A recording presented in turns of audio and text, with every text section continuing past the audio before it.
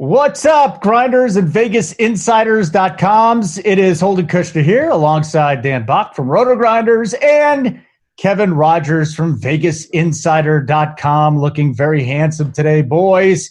How's everybody doing? Week 16 already. We're going to look at the Saturday slate. We got 3 games. Because all these games seem to be really good ones, Sunday has one game where both teams are over 500. That'd be the Saints at the Titans. Here we go. We got Texans and Bucks. We got the Bills at the Patriots, very important game in the AFC, and then the Rams at the Niners in the nightcap. How you doing there, K-Raj? How was Week 15? And give me a little overview here on the slate, and why are you smirking and looking to your left? The only reason why, thank you, is we're having some movement. No, we're having some movement here at the office, and the door was closed, and the door just barely opened as soon as you started your open, and they got the bubble wrap and all this other stuff, and I'm kind of like, you just close the door instead of me getting up. So luckily he saw me. The gentleman saw me and closed the door. So we're good now. So, okay, let's do this. So, yeah, guys. So basically I had Atlanta on Sunday, so that was good. I didn't have the over in that game, which is even better. And you had the 2 crazy endings with the Eagles, Redskins, and the Falcons, 49ers. So if you were on the wrong side of those, we apologize. Hey, Dan, I had a little tummy issue on it wasn't tummy, it was a head issue. On what day was that? Sunday. So thank you for working for me on crunch time, and thank you for giving me Miles Sanders. I mean, that really helped me. So appreciate that. He crushed it. He wasn't even on my radar until I watched you. Yeah, man, I was excited. That was a huge hit at like really low ownership, and it turned out to be a decent Sunday. Could have been a little bit better, but all in all, not a bad Sunday. And it's kind of interesting this week, though, because no Thursday night. Instead, we get kind of like a mini Thanksgiving site or slate, with 3 games on Saturday. So kind of like 2 weeks in one. Yeah, we don't have to deal with the Lions, and we don't have to deal with the Cowboys. So that's good. Let's get into these games, guys. We'll go to K-Raj for the lines, and then the over-under, and then we'll go to Dan for the DFS perspective. Saturday slate, 1 o'clock Eastern time, Texans at the Bucks. This was Bucks -1 about a week and a half ago. Now it's the Texans -3. So, K-Raj, I don't know which Texans team is going to show up. I do know that the Bucks are completely depleted offensively, but Jameis can go out there and throw it 50 times anyways. Give me your sense first on this line here. Is Houston 3-point favorites on the road? You totally hit on the head, Holden, as far as the Texans. Which team are you going to get? And they've been so good off a loss this year, and that worked out last week against Tennessee in that victory over the Titans. But now they go from a road underdog to a road favorite in this spot against Tampa Bay, where we know the Bucs are not going to the playoffs, but they still want to finish at 500, which is still a very good possibility here down the stretch. But for Tampa Bay, when you see what they've done during this 4-game winning streak, I go back to who have you beaten? Detroit with a backup quarterback. The Colts, who we see have just totally melted down over the final half of the season. Jacksonville, who has fallen apart. And Atlanta, who, even though they played better, still Tampa Bay went in there and they caught the Falcons off back-to-back road wins over Carolina and New Orleans. So you kind of were able to catch them in a bad spot. And they beat Arizona earlier this season. They barely covered that game. The only win they have over a team with a winning record is the Rams back in September. So Tampa Bay, yeah, they've cleaned up. Jameis is throwing the ball all over the place. No Mike Evans. But I think with the Texans here, seeing that they have the AFC South on the horizon to win that title and try to avoid that Week 17 game against Tennessee, making that the AFC South Championship, I think Houston will come out and play well this Saturday. All right, DB, if we start at quarterback here, at least on DraftKings, the 2 highest priced QBs are right here. You got Winston at 6,900. You got Watson at 7,000. Pick your poison. But, from here, you're going to probably have exposure to everybody if you're playing the GPPs. But if you had to pick one, Watson or Winston, with that depleted wide receiver core, again, Rashad Perriman's going to be their number one, who I loved last week, and I think I'm going to like him again this week. But Watson or Winston? Yeah, I think you got to go Watson. I mean, simply because he's got, better receivers to throw to. He gives you the opportunity to run the football with his legs. That's more fantasy points that way. And they're favored by 3 points. Now, I will say, though, this does feel like an odd spot, an odd line. Houston only a 3-point favorite here. a team that obviously is competing to make the playoffs, positioning, all that jazz in Tampa Bay.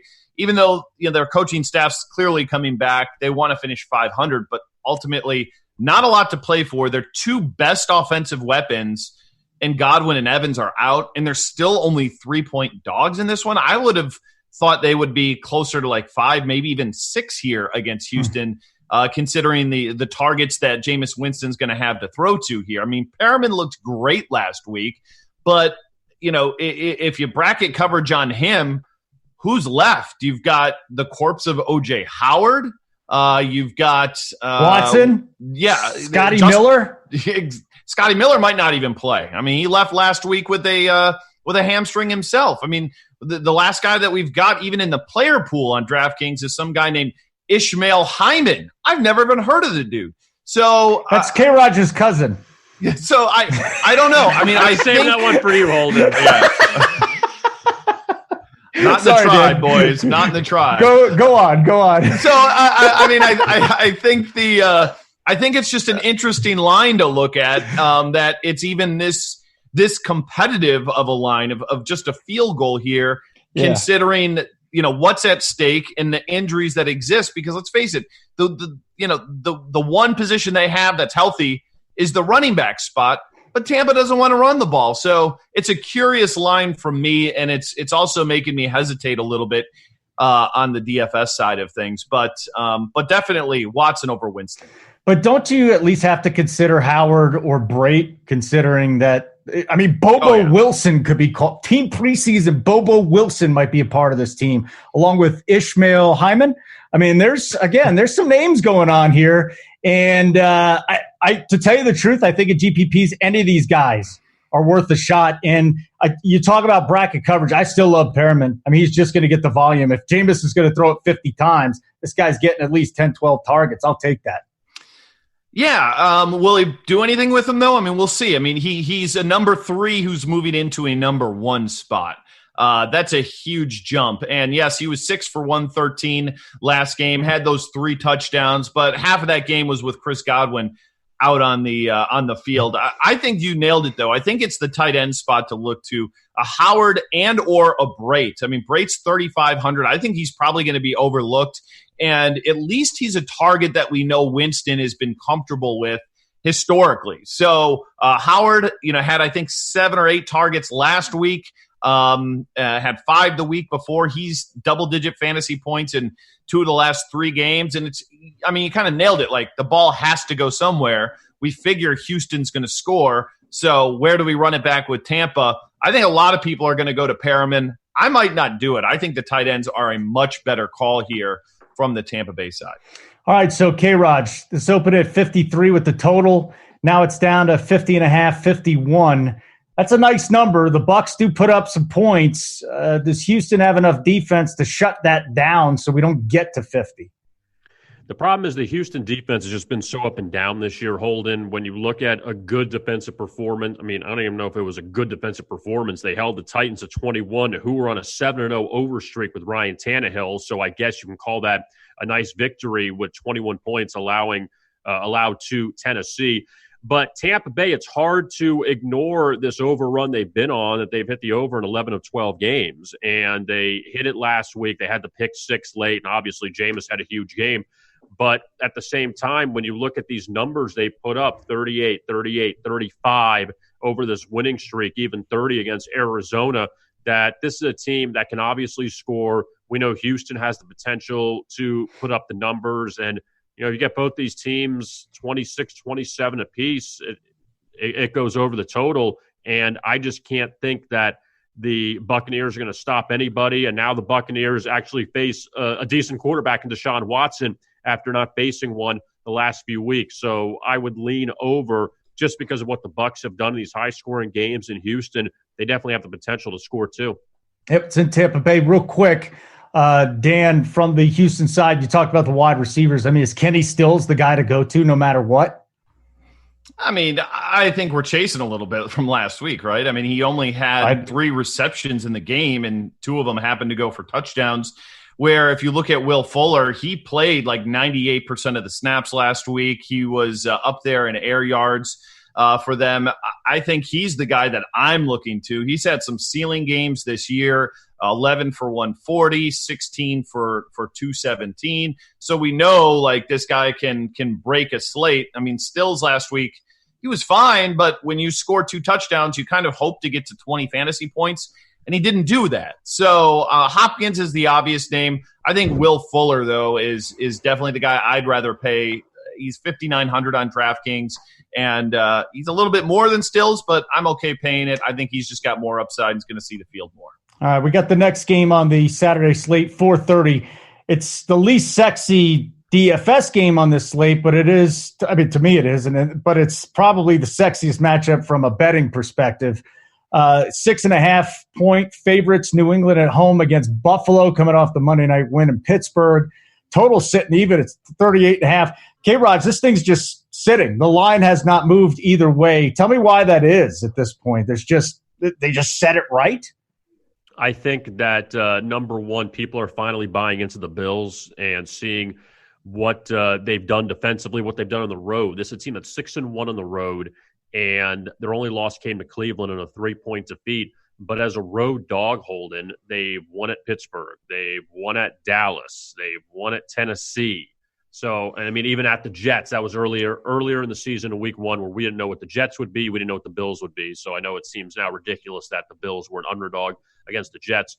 But at the same time, they played New England tough the first time. They lost 16-10. They gave up a defensive touchdown or special teams touchdown in that game to the Patriots. They held Tom Brady down in that one, but Josh Allen couldn't get anything going, and they lose 16-10, but they covered. And they look at the Patriots where offensively we've seen them struggle at times. And I just think that people are now looking at Buffalo as a viable team that can hang with the Patriots. I mean, obviously the AFC East title is still there for Buffalo. They'd have to win this week and hope that the Patriots lose to the Dolphins in week 17. The Bills would beat the Jets. But at the same time, Buffalo, maybe they make some noise in the playoffs. Who knows? And I think after seeing what they did against Dallas on Thanksgiving in front of a nationally televised audience, and the same thing against Pittsburgh, it's kind of waking people up to them and saying that the Bills maybe aren't too bad. Yeah, and then if they win the East and they knock down the Patriots here, I think McDermott's the coach of the year, not Harbaugh. I mean, to me, what he's done there over the last 3 years, he's been absolutely amazing. This was a morbid franchise, just horrible, and now he's turned them into winners again. A lot of people were doubting Josh Allen. Josh Allen has turned into a less sloppy quarterback, I guess. But which way do you lean here? It's that Patriots defense at home that's got me a little concerned if you're on the Buffalo side. It is, and obviously the Patriots lost at home last time out against the Chiefs a few weeks ago, so they will definitely want to get back to the win column. The last 3 losses for the Patriots have come against Deshaun Watson, Lamar Jackson, and Patrick Mahomes. Those are 3 quality quarterbacks, and I don't know if we're ready to put Josh Allen in that class. I don't think we are. So that's kind of the concern there. And then you'd look at the other side and say, well, New England, are they going to have that good bounce-back game against it? I mean, obviously they just beat Cincinnati, but a good bounce-back game against a quality team. And they've had some struggles against these teams that are maybe going to be we know Kansas City's going to the playoffs, and Baltimore is going to be the number 1 seed most likely, and Houston we see may win the South. That Buffalo is going to be a playoff team. And can the Patriots beat a team like that? And that's really the big concern. I'm not too sold on this game. It's just a tough one because, this can be a close one, and the Patriots can open it up and win 24-17, 24-16 and cover. So that's the one thing that scares me about them. But I think that the Patriots, they'll obviously be ready to play. But for Buffalo, I think they have sights higher than the wild card. They're not just settling here. And if they lose, okay, we'll go to the wild card. I think they have the AFC East championship still in their sights. Well, I'll just say this, Dan. Maybe this is where the GPPs are won because I'm having a hard time coming up with anything. Josh Allen threw 3 picks, no touchdowns, 3 picks in the first game at home against New England. You have, what running back stands out to you? Maybe James White, wide receiver. Julian Edelman is hobbled. I don't think you can really trust Edelman coming up in week 16. Forget about the tight end. So what are we doing here? We're just going with the defenses? Well, I mean, it's not a bad idea here, but you kind of nailed it. It's a 3-game slate. So we're limited on options anyway, and this is going to be a game that, there's not a lot to get excited about, at least in the quarterback, wide receiver kind of stacks of things.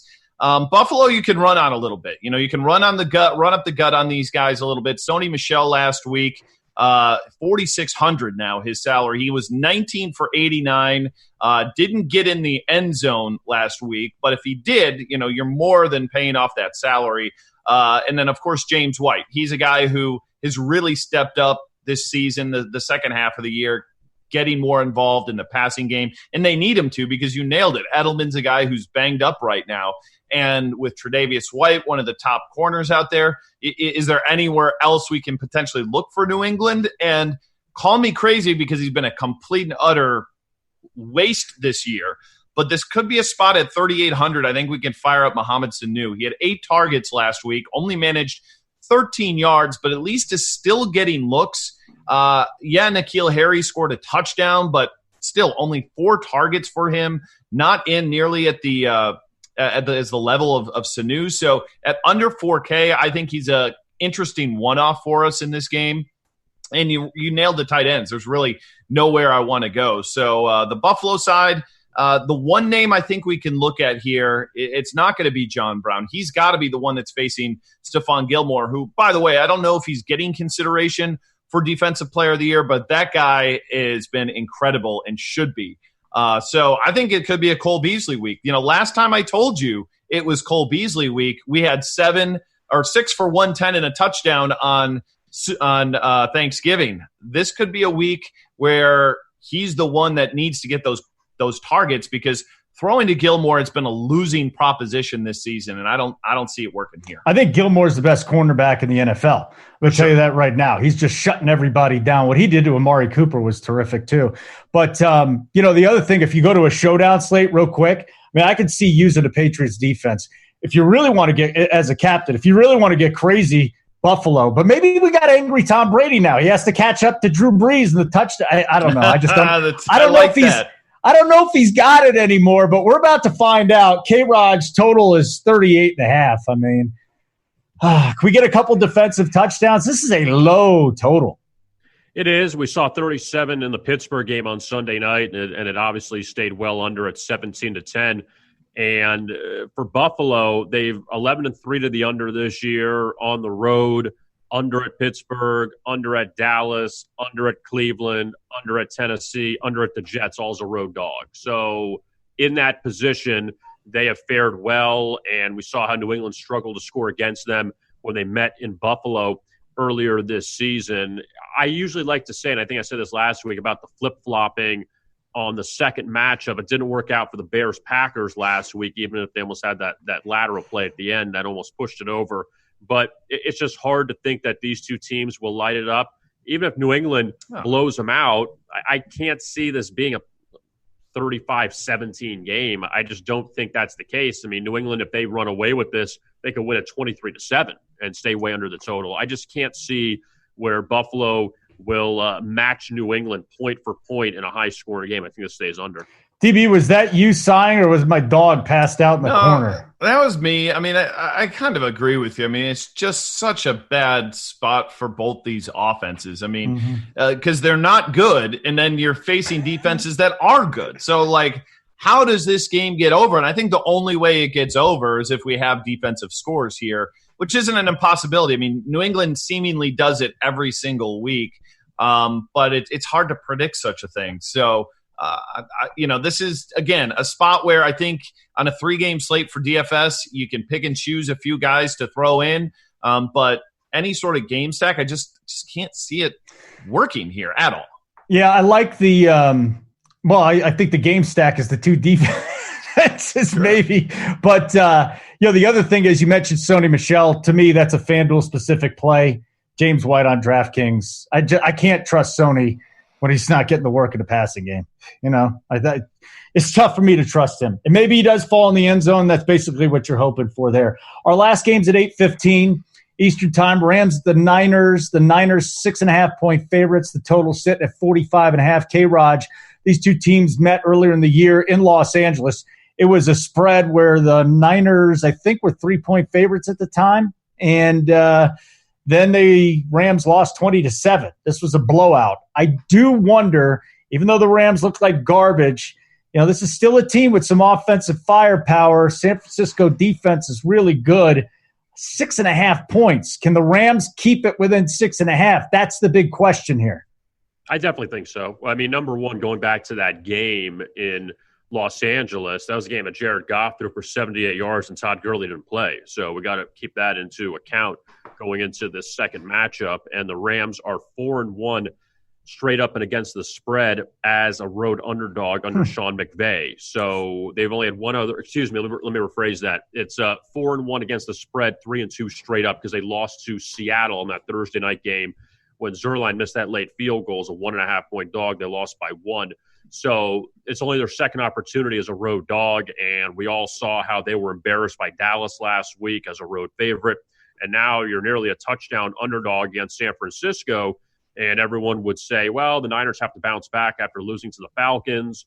And I'm not too sure. I think that the Rams, even though they're probably not going to go to the playoffs, just the way things are breaking with the way Seattle and Minnesota have been as the two wild card representatives. Seattle can still win the West, but those two teams are head and shoulders above the rest of the wild card teams, the NFC.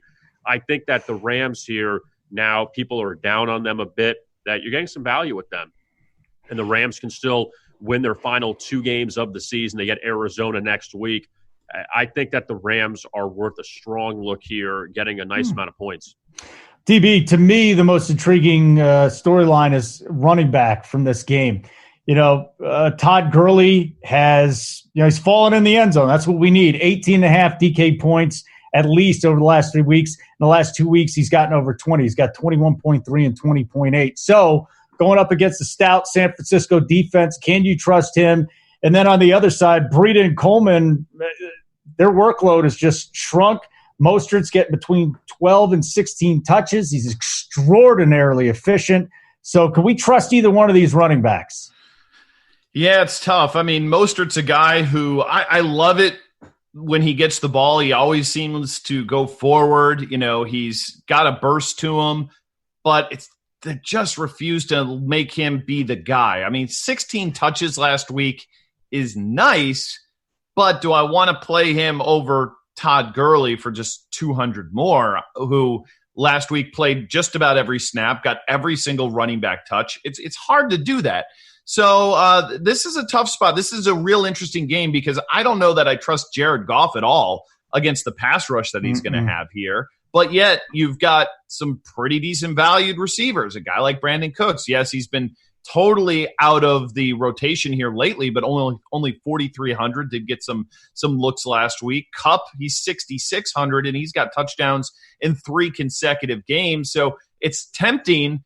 But then on the flip side, you got San Francisco, and you got guys like Sanders and Debo and Bourne. I mean, these 3 guys are on the field a ton. I mean, Sanders and Samuel were like over 90% last game. It's a really interesting spot because that San Francisco team just spreads it out so much that it's hard to, invest in any one player but George Kittle. And is he going to see 17 targets again this week? Probably not. But, man, he's been the most consistent over the last 5-6 weeks. And I'm not sure that changes here. Yeah, I don't feel good about Jared Goff, though. I mean, against garbage defense, he's fine. This is another good defense. I don't know what happened to this guy. They're like, he turned a corner. No, he didn't. He played a couple of bad defenses. Then we had the Dallas game where he was horrible. And then they couldn't run the ball last week. So that's my other thing about Gurley. I like the fact that he's getting the ball so much, but he's not the same guy that he was last year. He hit 20 miles an hour earlier this season. That was nice, but he just looks a little bit slower, and I'm having a hard time trusting him. I might actually – listen, you're going to have exposure to a lot of guys, but Mostert to me has been a lot more efficient. Yeah, I mean, Gurley was under 2 yards per carry last week. I mean, he got you 20 DraftKings points because he had those 2 touchdowns, but the dude was bad when they gave him the ball, where Mostert, last week – it's only 4 yards per carry, but the week before 6.9, 7.7, 7.5. So again, this is a guy who, when he gets the ball in his hands, he's way more effective. I like him this week. I'm willing to play him because, again, the running back position in general is a mess. There's no Ezekiel Elliott. There's no Christian McCaffrey on a 3-game slate here. So nobody you're going to be particularly comfortable with. But he's clearly the best guy that we want in the San Francisco backfield. But man, Todd Gurley, I don't know. I mean, if they start falling behind, I guess they check down to him a little bit, but at 6,300, like, is that really where I want to spend up? I don't know. And I think what we need to look at on this build from a DFS side of things is I think this is a clear double tight end kind of week because you've got Kittle, who looks like maybe the most sure thing we've got on the slate outside of maybe a Nuke Hopkins.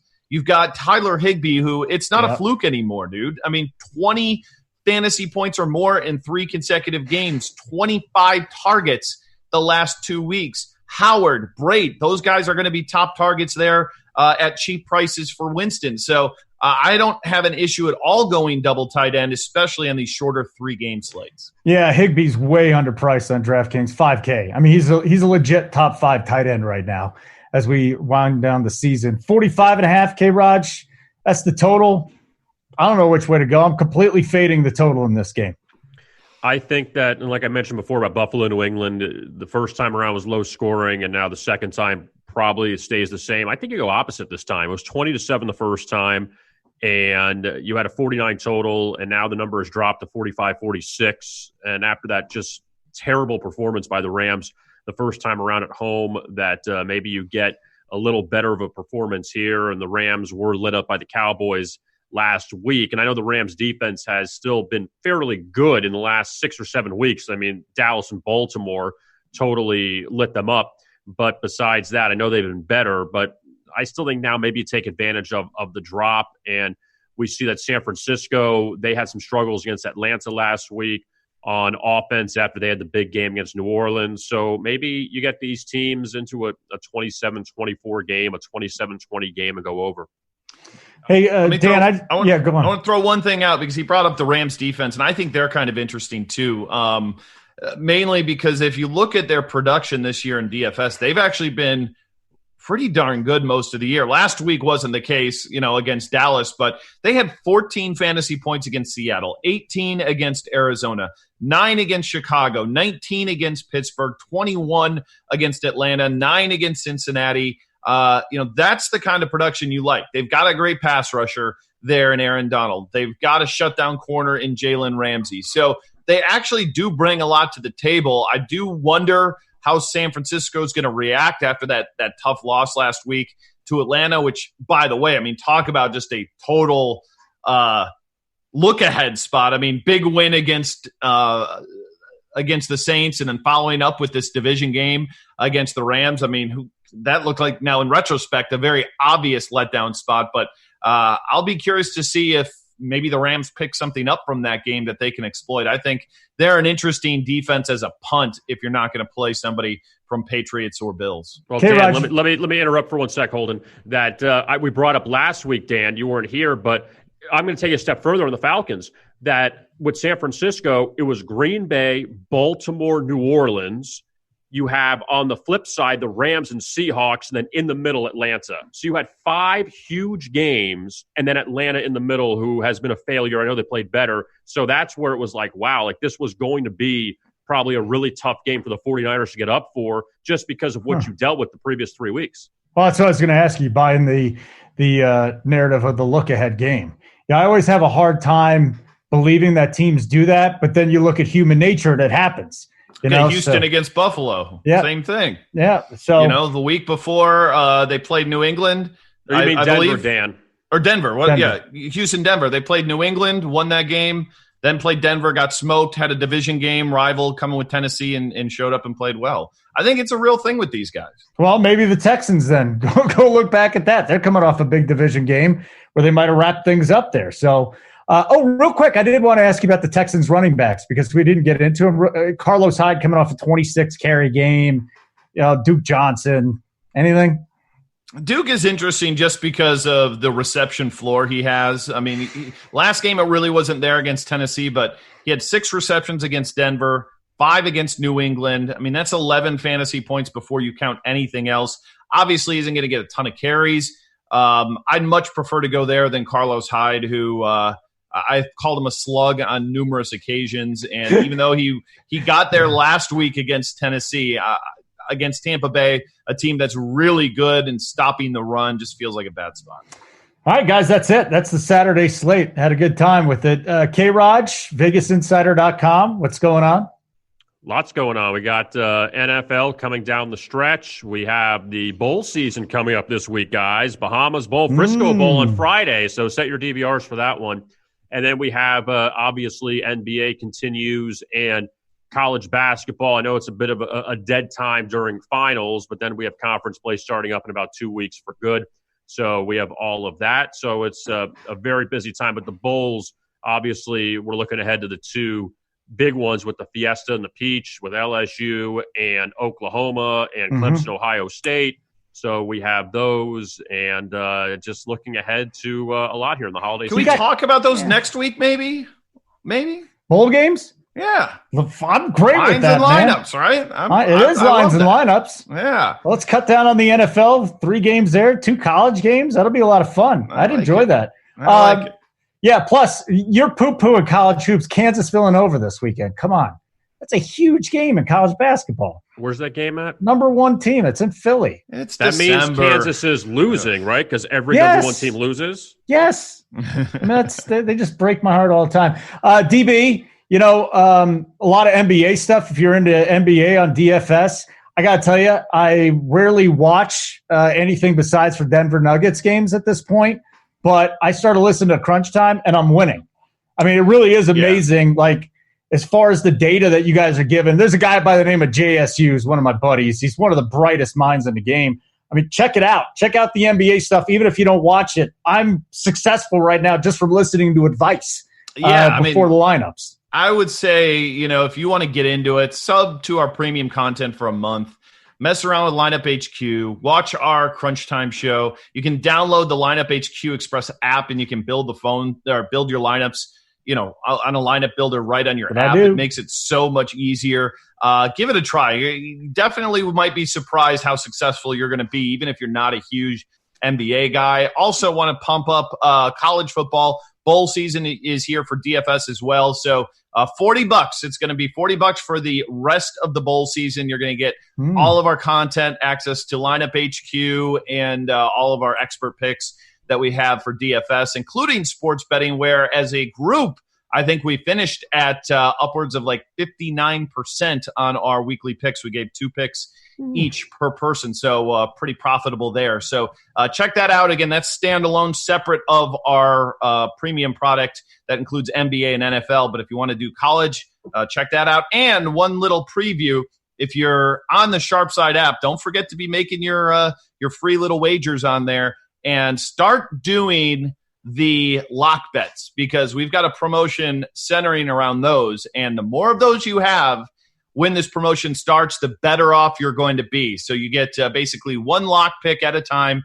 Any line under 140 or less, you can make that your top bet, your lock bet, and you try and build a streak on that. And look for that to be launching here fairly shortly. But get ahead of it. K-Raj, you should be rolling with that, man. Completely crushing it. Come on, you got the advantage. You're a Vegas insider, man. We're just lowly grinders.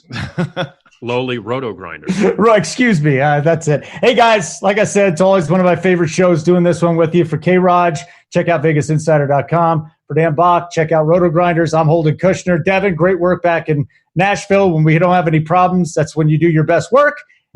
We never have problems. Never. Take care, everybody.